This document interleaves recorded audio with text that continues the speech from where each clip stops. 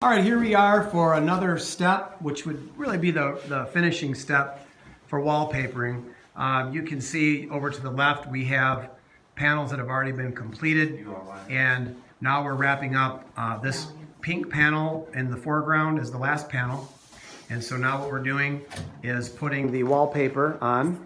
It's kind of pretty wallpaper, and David and Joyce are doing a preliminary alignment, so they're making sure that the wallpaper first is not upside down.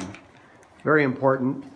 And you'll notice when working with wallpaper or any pattern this close, it's just easy because your eyes are seeing pattern to get off.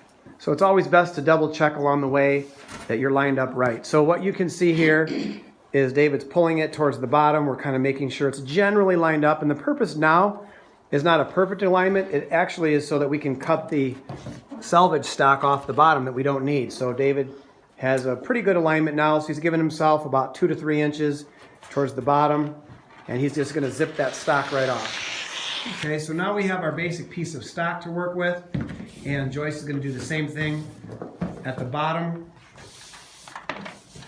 And having too much stock left over isn't a good thing because it's cumbersome to peel or work towards the back. Having too little, not good, because then it doesn't provide a good seal on the back of the panel for us. Stay nice and taut. So now that they have that done, here's the tricky step. And so I'm going to hand the camera off to David and just kind of keep it towards the center, right there in the middle. And so what I'm going to do here, and kind of get close as I'm doing this, I'm kind of visually getting the center line of the strip, and with a contractor's knife, I'm just going to score this. I don't want to puncture through the whole thing, just kind of score it halfway so I can peel it back like a sticker. It takes a little bit of a touch, and what will happen here is, if done properly, you'll be able to peel this right away, just like I'm doing now. See that? If you don't cut deep enough, it'll want to rip instead of a nice clean edge. If you cut too deep, you'll go right through it. Now I've done both, and in each case, there's a solution for each, but fortunately this time it worked out. So I'm going to peel it back about 4 inches, score it. I'm only scoring it so that it lays down against the panel. And now I'm going to grab the camera back, and David and Joyce are going to float this. Now we call this affectionately doing the dance. And when two people are dancing, they have to pull tension towards each other if the moves are going to look right. And so what they're going to do is flip this over and make sure these butt. The alignment is important. So now Joyce mentioned you got to make sure the panels, and I'm going to float this over here. You want to make sure your panels are lining up. So we don't want a panel too forward or too far back, so that's good. So now that you have your panels lined up, now they're going to have to put tension against each other. So they're going to each grab it at 4 corners. So you'll notice David's got his hands at the corners, Joyce has hers, and what they're actually doing is pulling against each other just enough to float the wallpaper. And the reason why is there's that strip in the middle that's tacky, and they don't want to tack that down prematurely. So now that they've got it aligned, and I do want to point this out, we're going to do this before. I want you to note that this wallpaper overlaps. Now see, that would be a butt seam right there, but that doesn't look good because you can see the seam. So what we do is we overlap it about 1/16 of an inch. Look how that seam almost disappears. Now, even though you can see the incongruence of this pattern, and that's just the thing, we notice this wallpaper isn't exactly printed 100% accurately, but that's not going to discourage us because when you pan back, you just cannot see that incongruence. So moving forward, now what's going to happen, and I'm going to give the camera back over. I'm going to show you the technique.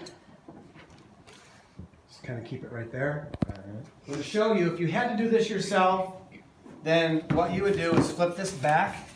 You can see there's that score cut that I made. I've got my tab.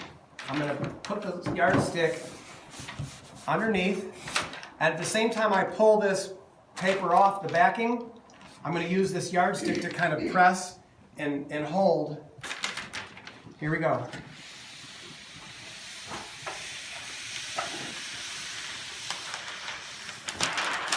What happens is it's seamless, no bubbles, and I can take this yardstick and using pressure, go right underneath there, and that's done.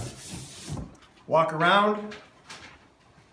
Now, I'm going to have it demonstrated now with a couple people, because you may not have the benefit of having someone there or being able to do it yourself, in which case I'll show you how to do it with a couple people. So I'm going to look and see how I'm lined up. I'm going to flip this back,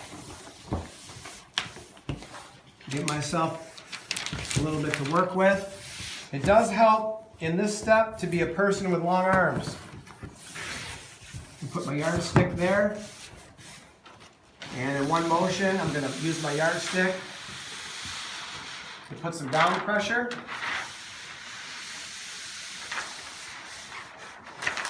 Look at that.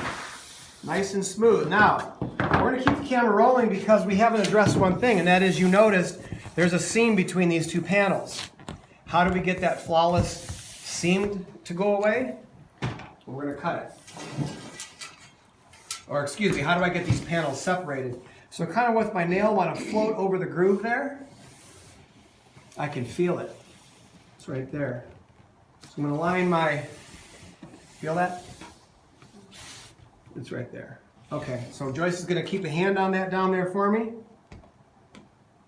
I'm going to take my razor knife. I'm going to drop it perfectly down into the gap between these two panels. Look, it just drops right down there and effortlessly glides through, because I'm not cutting the panel.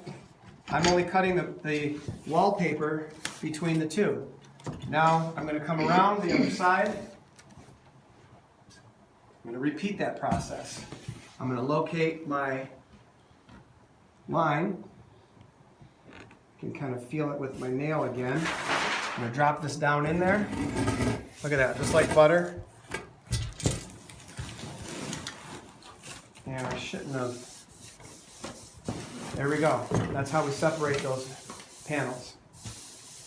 Now we'll pick up again here, and we'll go do that. And these panels will be done. Well, that's how you wallpaper.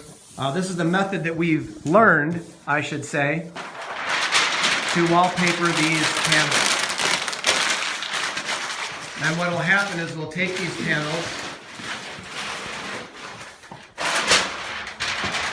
and you can see we've just put the wallpaper on the foam part of the panel, which is this upper wall here. And then once we install these scenery flats, we'll simply tack these foam panels on top of the scenery panels to simulate wallpaper. That's it. Thanks for watching. Adios.